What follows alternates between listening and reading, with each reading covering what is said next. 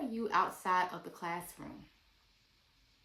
If someone were to ask you that question, would you be able to describe yourself without using the word teacher? Hello, I am Dr. Naisha Cherry, and I am an educator who helps other educators teach well, lead with purpose, and protect their peace.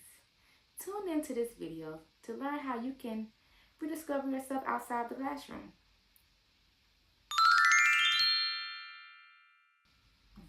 For many teachers, teaching is more than just a job. It becomes part of our identity. We spend the majority of our days doing things related to teaching.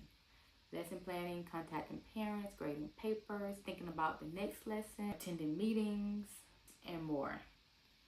Today I want to talk about rediscovering ourselves outside of teaching and creating a life that feels balanced, meaningful, and less stressful. Because teaching is an important profession, but it is not all of who you are. So first and foremost, I would say you need to reconnect with your hobbies. One of the first things that disappears when we get busy is our hobbies. Think back to before you were a teacher. What did you enjoy doing? What activities brought you joy just because you liked them? Maybe it was reading for pleasure, exercising, yoga, crafting, painting, skating, gardening, photography, cooking, spending time outdoors. Many teachers spend so much time pouring into others that they forget to pour into themselves, and they are neglecting themselves.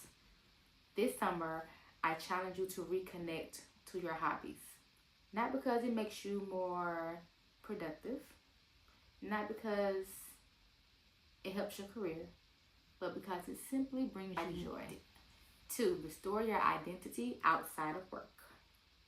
One of the main lessons I've learned is that teaching is something that I do. It is not everything I am.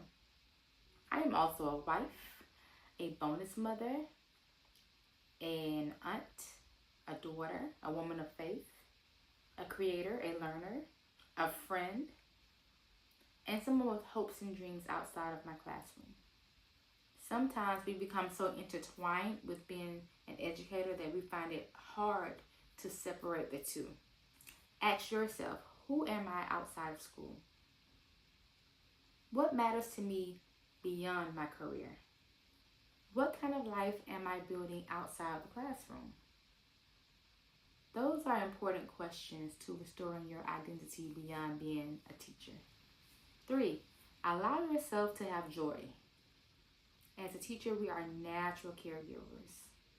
We're constantly focused on what others need.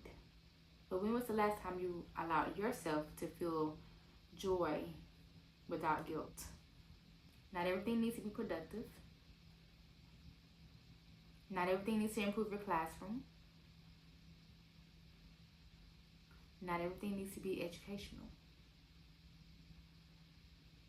Sometimes joy can simply be brunch with friends, traveling with your spouse, reading a good book, walking outside, watching a funny movie, or whatever kind of movie you like, sleeping in, shopping, trying a new restaurant. Joy matters and you deserve it. Number 4, spending time differently. The school year often places us in survival mode. Everything is scheduled. Every minute is accounted for. Everything feels urgent. Summer gives us an opportunity to slow down and to become intentional with our time. Instead of constantly asking, what do I need to accomplish today?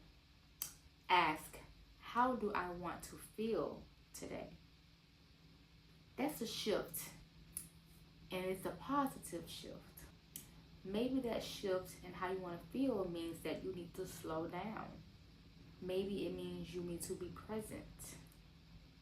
Maybe you need to enjoy quiet moments. Perhaps you need to spend more time with family or create memories. Time is a gift and we never get it back. So spend it wisely. Number 5, rediscovering confidence outside of teaching. As an educator, many of us receive our primary validation through work. We're praised for our classrooms, our students, their performance. But confidence is not solely based on our profession. Who are you when nobody is evaluating you? Who are you when there's not a meeting to attend or a lesson plan to write? This summer is an opportunity for you to reconnect with yourself as a whole person and to remember that your value extends far beyond your title. Your confidence belongs to you, not your profession. Number 6, creating balance. And balance does not mean that everything gets equal time. Balance means making sure that not one area of your life is consuming the others. For many teachers, teaching can take over our evenings, our weekends, our breaks, our relationships, our hobbies, our personal goals. But creating balance means making time for health, making time for family, making time for friendships, making time for faith, making time for rest, and making time for fun. A balanced life supports sustainable teaching. Teachers who have fuller lives outside of work show up to work healthier and happier inside the classroom. And number 7, protecting your personal peace. This may be a very important lesson to us all. Peace is something we have to protect. Not everything deserves our energy. Not every problem belongs to us. Not every email deserves an immediate response. Not every situation needs to be carried home.